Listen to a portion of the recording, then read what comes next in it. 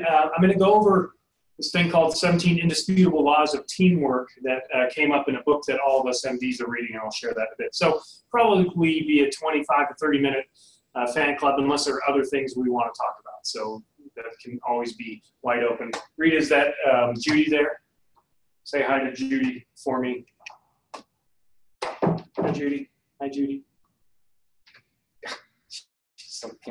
Hi. Last time you were on the camera, you were a big celebrant because you won the something or other. I can't even remember what it was. Anyway. Hi, Derek. Hi.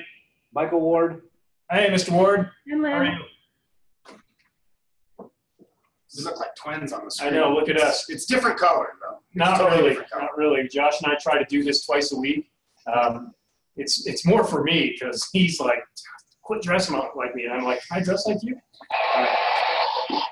Okay, so this video, first of all, I'm going to take you, whoops, I'm going to share my screen. Hi, Godfather. I'm going to share my screen, and I'm going to take you to the Tom Ferry site, which, you know, whether you pay for Tom Ferry coaching or not, that's not really the point. There's a lot of people out there that do a lot of stuff with real estate. For our company and for my purposes, I think Tom Ferry is the straightest talker. For me, he gets me more energized than other folks. But no matter who you use, if you use anyone out there, they're all really good. I just happen to maybe I just like this design up here. I think it's kind of cool. It speaks to my geometric side. At any rate, if you're not getting his stuff, just go to tomferry.com and click, sign me up for the newsletter, sign me up for the blog. His stuff is usually pretty useful. The thing I want to show you today, again, is about a 5-minute video. So if I can borrow your attention for that amount of time, it gets a little more personal. This isn't quite as rah-rah and here's some coaching stuff. This is more about some of his deeper thoughts, it seems. So I'm going to go ahead and push play, and then we'll take a look at the stuff in the book that I mentioned. Okay, so here we go. I'm going to full screen it. And I'm going to push play, and I think this should all work. Energy matters, and as always, your passion rules. Thanks so much. All right. So, really interesting. Sitting in my office, 10-year anniversary of the beginning of writing the book, and I think about so many of the conversations I'm having with people right now. A lot of people are in states of fear, in various states of doubt and change. What should I do? How do I do? And scary though, even some are so fixated right now that they're missing opportunities. When I go back and I look at this book, starting to write it about 10 years ago, the thing that I was focusing on was what is it that causes somebody to have that massive breakthrough? And let's be clear, I'm not saying breakthrough it's the breakthrough in their belief system that they can. And when I look at it, when I dissect it, there's basically two sort of transformational moments for people. There's the moment when something tragic happens, right? The doctor calls and says, you have cancer, right? That's happened to me, it's happened to my wife. It is extremely painful, very scary, and it's transformative, right? For some people for the worst, for many people for the better. And then there's those moments of inspiration, right? Writing this book was a moment of inspiration.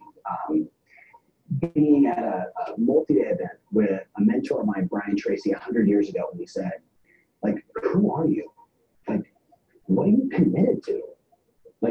Why are you doing this? And I remember it's clear as day, right? Even you watching this right now, think about it. What is available for you versus maybe what you're doing right now in your business, in your life? It's like this little stick figure versus this enormous possibility that you and I and everyone we interact with, this is what's available. And yet most people choose to play at this level. And I'm just convinced that it's one of two things. One of two things has to happen for you to resuscitate, reset, refocus. It's either tragedy, right? Or it's a moment of inspiration, right? It's tragedy, it's being in New York on 9/11, or it's declaring, for me in 2009, no matter what, I'm going to just dominate this marketplace. But what is it for you? And do you have to put yourself in this? Think about your own life. have these moments where like a divorce, a life experience, a loss, and then you finally like, you bootstrap it up and you go out and you make it happen. Why not have it be over here?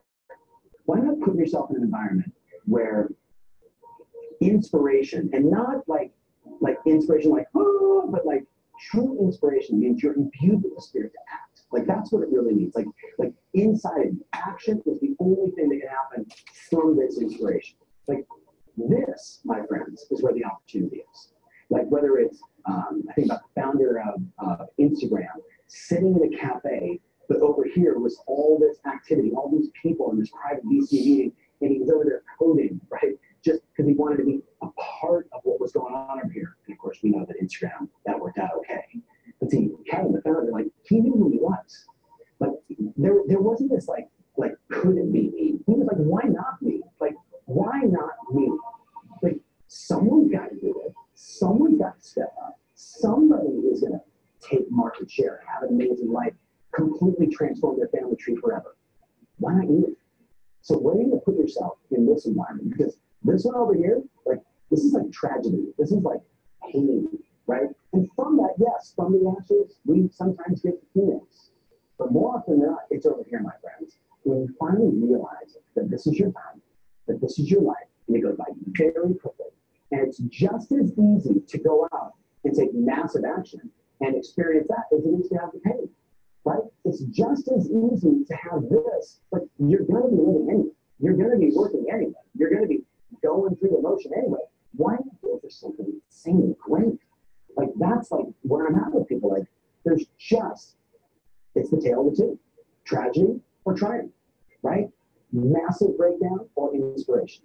Like, at the summit, it's all about this, right? Like, this is my whole thing. Like, how do I get you in that state, surrounded by all those amazing people where your believability in yourself, where you're the, like, released from past doubts and worries and fears, and I tried this and it didn't work, and finally step into your face. Look, somebody's going to do it. Why not you? Why not you?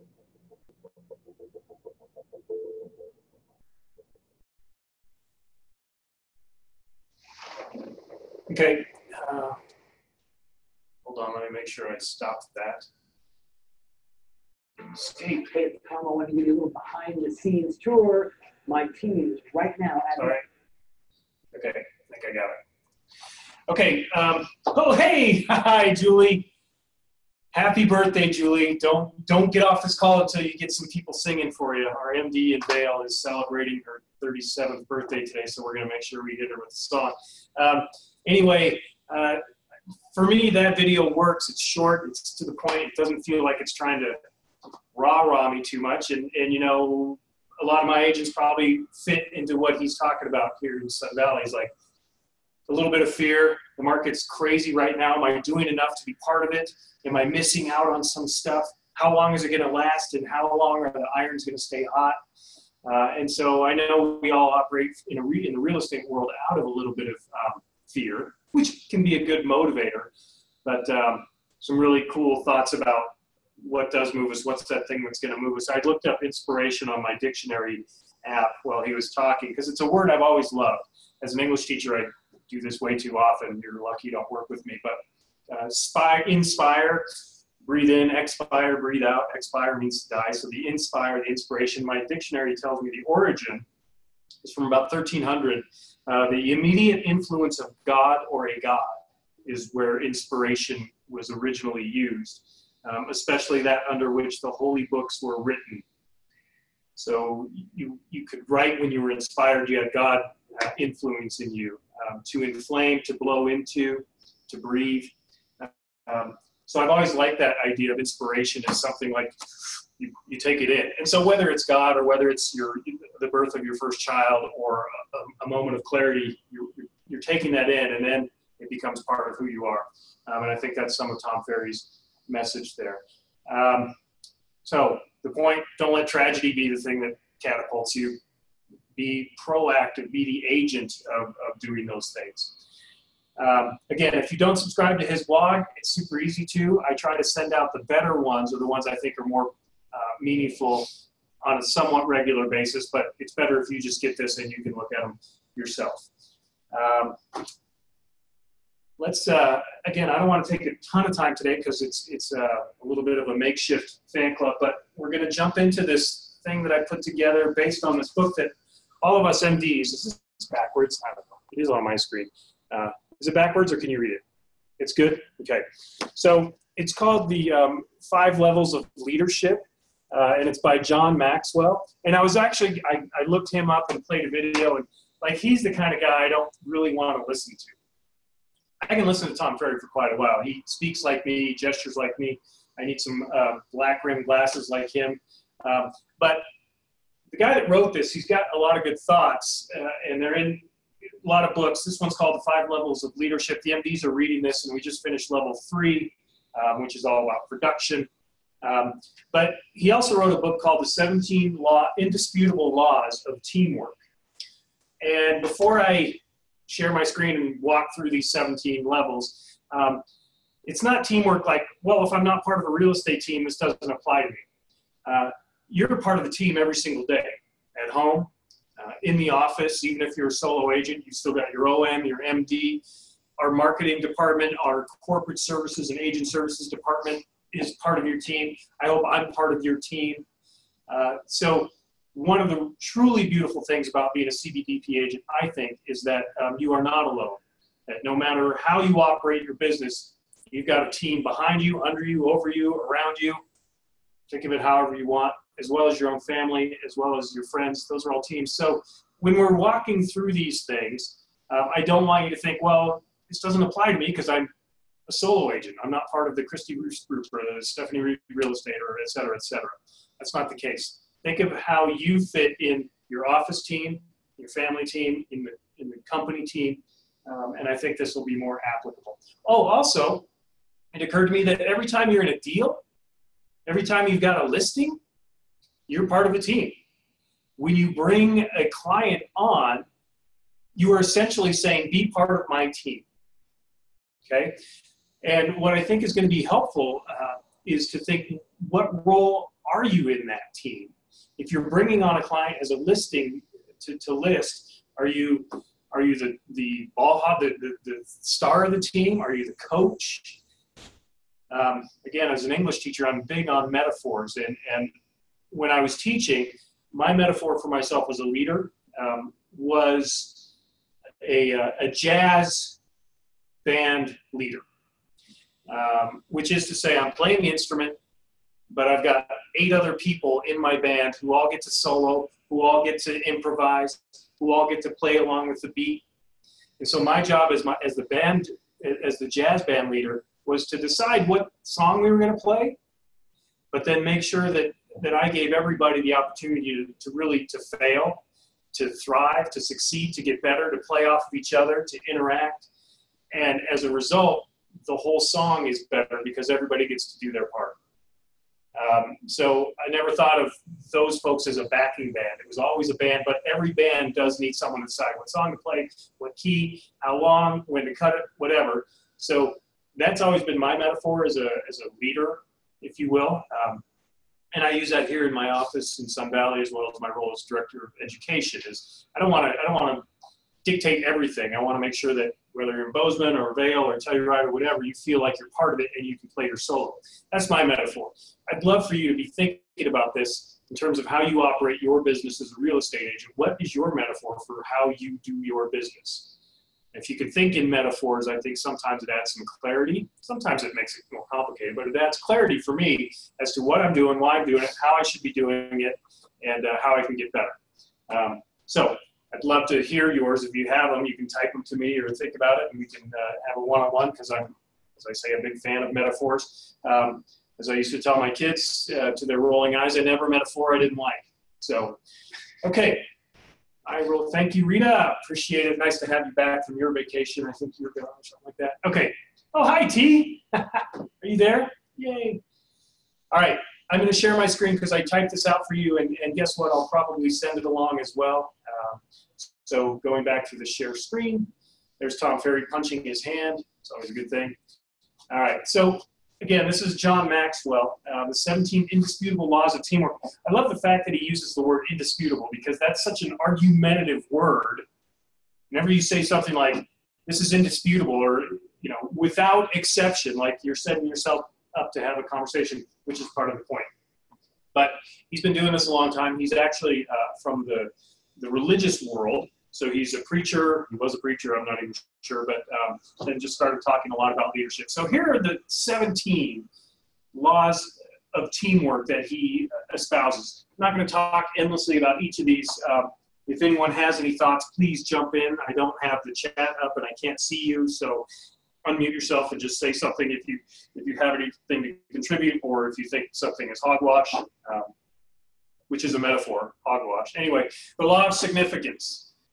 One is too small a number to achieve greatness. And right off the bat, again, you're thinking, well, hey, I'm a solo agent. What does this have to do with me? Think about the work you do.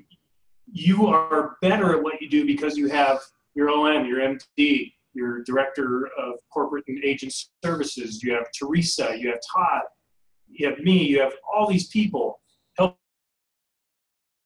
greatness. You can't do it on your own. If you could, you go do your own company, but you find out right away that you will not have that success that you can have here. The law of Mount Everest. I like this a lot. As the challenge escalates, the need for teamwork elevates. A lot of us are in real estate and a lot of us are in the teaching world because we have huge, enormous, ginormous egos, right? And that's good. You got to believe that you are the best thing that walks the sidewalk. However, think about when things get harder, are you better going it alone or are you better when teammates are there to help you? The Tour de France is happening. The winner of the Tour de France every year almost never finishes first in the races because they've got a team surrounding them that's allowing them to keep up and on a daily basis gain a second. It's because of the team that the guy wins the Tour de France. No one ever wins that by themselves. And I do think that the Tour de France is probably a bit of a challenge. I don't know, 23 days on a bike probably qualifies. The law of the catalyst. Winning teams have players who make things happen. This is where I think the metaphor for you as a real estate agent in terms of your real estate teams, your buyers and sellers, the other agents that you're working with comes in handy. Are you a catalyst in these interactions or do you sit back and wait? I know that in Sun Valley, the best agents in our market are catalysts. They make things happen. A deal seems to be falling apart. They're going to figure out how to make it happen. If they have to go clean up a basement before the closing walkthrough, they make things happen. Okay, so where are you on that team, whether it's in your real estate team, whether it's in your sales group, whatever? Are you one of those that is a catalyst? The law of the, oh, that's supposed to say bench. Ben, what? The law of the bench. Great teams have great depth. Okay, sorry, I'm a sports fan. Golden State Warriors. I used to really love them. I'm kind of over them now because they're Superman. But why do they win? Because they've got two starting fives, essentially. They crush teams to begin with, and then when you think their stars are tired, here come these other five guys that could be starting on every other team, and then they crush again. Great teams have great depth. I think you have great depth in your company. I meet with the MDs 3 and 4 times a week. These folks are awesome. The OMs, I couldn't even begin to tell you how great they are. If that's your team, you already have more depth than most agents in most of your markets. The law of dividends. Do you notice, sorry to go on about this, do you notice that all these are metaphors? Like a person cannot be a catalyst. A person, like a catalyst is a it's not a human. Mount Everest has nothing to do with people, but these metaphors help us then visualize what it is we're talking about. The law of the bench. That's a sports metaphor. The law of dividends. That's a financial metaphor. Investing in the team compounds over time. Super important point, especially as all of us are so busy right now that all we want is for everything to work perfectly, and I can't put any time in this. You've got to invest your time into the marketing, into your MD and your OM, because when you do that, it comes back to benefit you over time. Okay? We talk about that a lot here, is that you have to meet us halfway when we're talking about MDs and agents or OMs and MDs, whatever. So you have to invest just like we are. The law of the big picture. Oh, hey, guess what? That's a metaphor.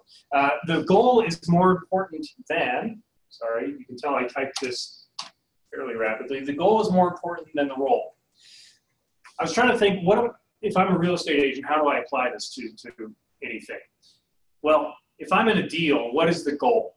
The goal is to make my clients happy and get the job done, get the deal closed. So if I have to go do some cleaning and don't get to be the superstar agent with the bling bling on, isn't that more important to achieve the goal rather than worry about what my role is in this? I think it is. As MDs, we all talk about modeling leadership and being the people that are going to do the job no matter what, because the goal is bigger. So is it my job to wash the dishes? No, but I'll do it every once in a while because the goal is to have a happy office where people feel like they're supported. That's my MD goal every day. Do you feel supported? That's the goal. And if I have to change the water, call the internet place about our slow service, fine, great, whatever. The law of the niche. Now, not only is this a metaphor, but it's French. Does anyone say niche? I wouldn't. Josh doesn't. Maybe niche without the Yeah, oh, niche. Niche? Yeah, it's a little softer. The law of the niche. All players have a place where they add the most value. Super, super valuable to keep in mind. And this goes back to my jazz band leader metaphor. I want everyone on my team, in my band, to feel they have a value. Even if you only play 3 minutes as a basketball player, your last person on the bench, you've got to know that you have value. In your teams, do you project value onto people? Which doesn't mean offer fake praise. It means make sure that people know that they have a role, they know how to do it, and they can get the job done when called on. Okay? The law of the compass. Look at that. That's a metaphor. Josh is with me. The law of the compass. Vision gives team members direction and confidence. We talk a lot as MDs and OMs as leadership. We just had our monthly call yesterday about direction. If you don't know where you're going, you can't really say, hey, we got here, right? And there's a beauty to spontaneity, of course, but when you're talking about your business, when you're talking about the company, you've got to have direction, and that gives the players, the agents, the whatever's confidence. Jazz band metaphor. If I say, hey, let's just start playing, people are going to be like, playing what? This doesn't work. This guy's playing a drum solo that has no relation to her trombone playing. So what's the vision? The vision is we're going to play this song, and then people can say, oh, I got that, and then they have more confidence. Okay?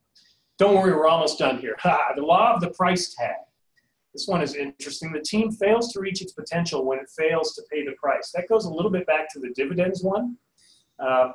And you can see that they're both financial metaphors. So that's kind of cool. The team fails to reach its potential when it fails to pay the price. I don't really want to get into that because it probably can get a little touchy. Everybody feels like they paid a price. I know that. We're all egotists. I totally get that. Think about things that haven't worked in your business or maybe in your personal life. What culpability do you have? Did you not pay the price to make something work? I certainly could say, yes, I've failed to pay the price a couple of times, and you can see the results or lack of. The law of the chain, the strength of the team is impacted by its weakest link. That's one of the oldest metaphors or proverbs in the world. You're only as strong as your weakest link. The more we've heard that, the less meaning it has, but it truly does mean something. If you're a truck pulling another car with a chain, that chain's not going to work if there's a weak link in it. It's going to bust, and then that car doesn't get towed.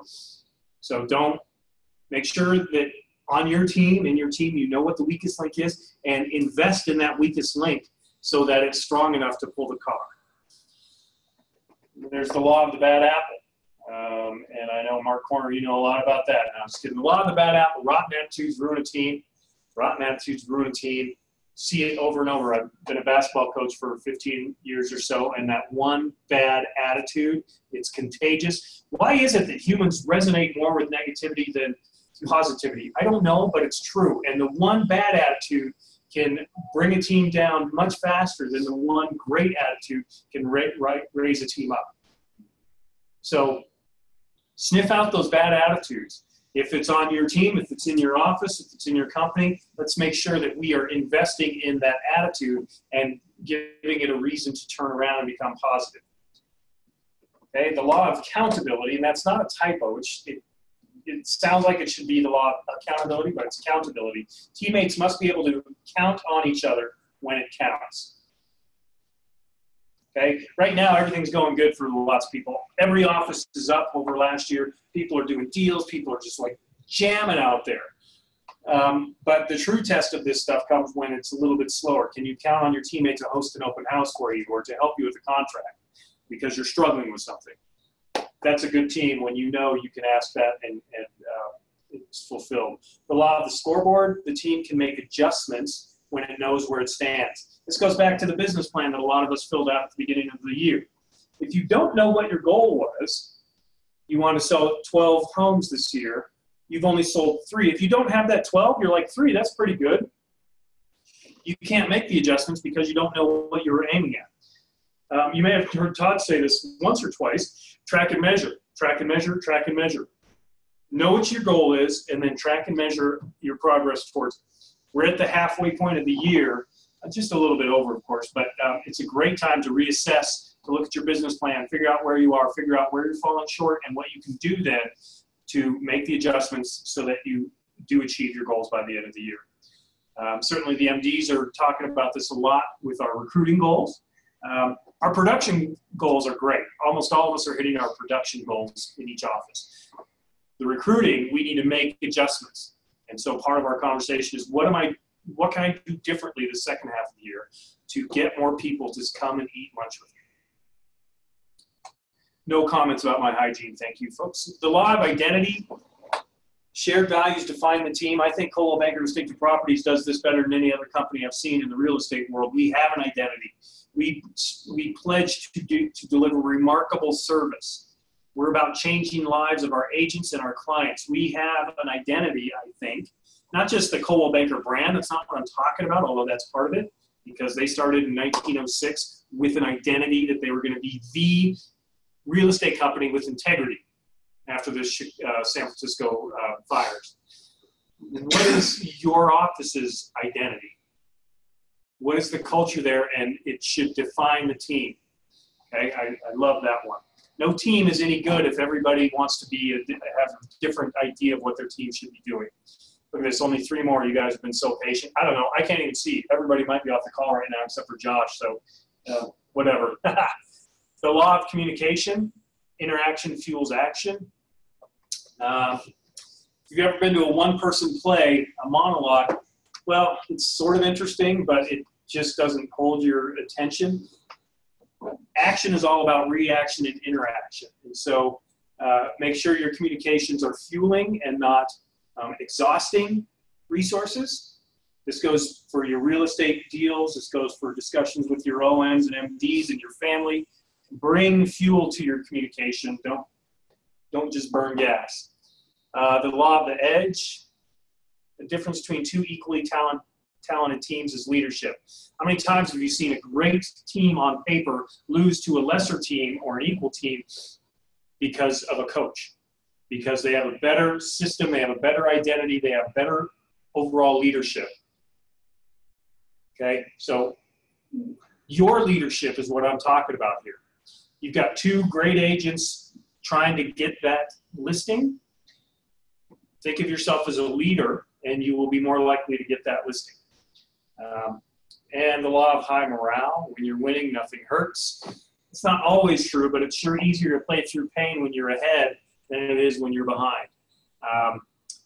So I probably can go on and on, but I'm not going to. On this will be the 2 links to his 4-minute intro as well as the 56-minute training by John Maxwell about these things. But I just wanted to walk through these. I think they're really fascinating, and I like lists. I like pithy sayings, especially when they're in metaphors. Bobby, how you doing there, bud? Nice to see you. Mr. Hermosillo. So I just want to share those things with you.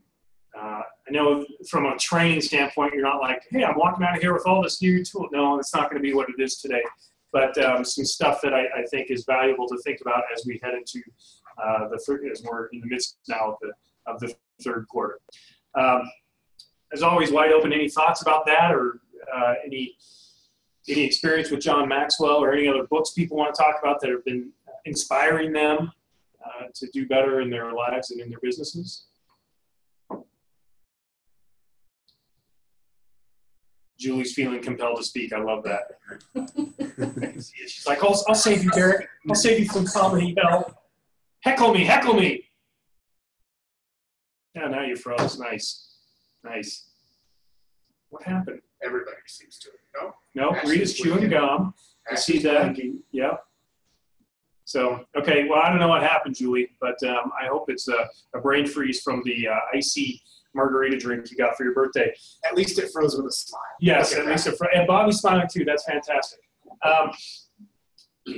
Anything that anyone wants to share before I let you off and do your thing for the weekend? Okay. Hey, Telluride, I just want to say I love your attendance and participation in this. You guys are always here, and I love that. It makes me feel good. Julie, now you're back live. It looks like. Did you have something to say, or you're? Can you hear us? Yes. Okay.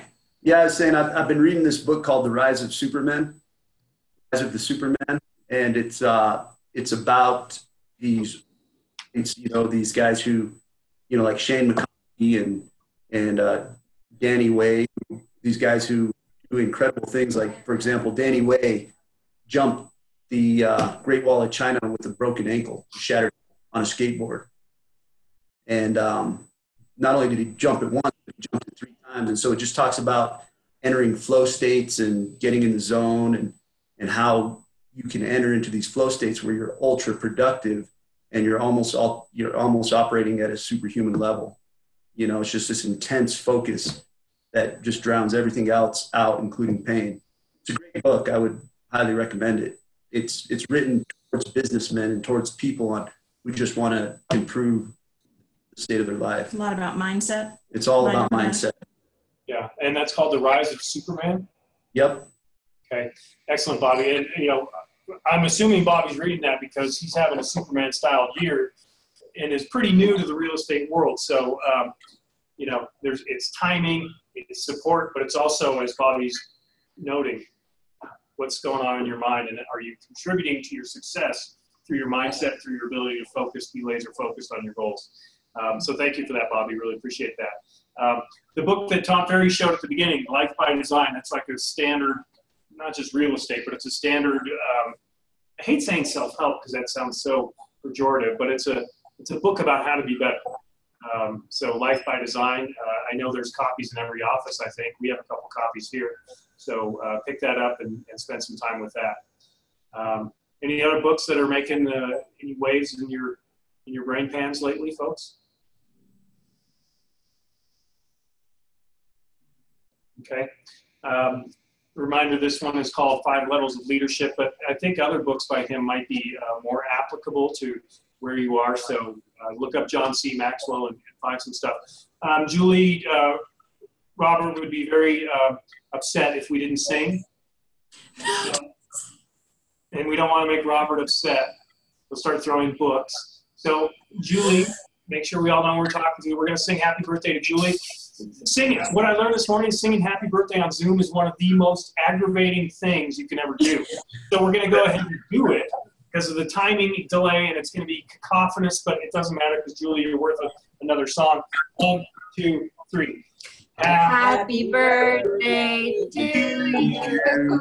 Happy birthday to you. Happy birthday to you. Happy birthday to you. Wow. Thank you, guys. Sweet. I appreciate it. Yeah. That's the choral effect. Okay. Hey, thanks, everybody. Have a great weekend, and we'll see you again soon with more deals in hand. Okay? Thanks, Derek. Thanks, Derek.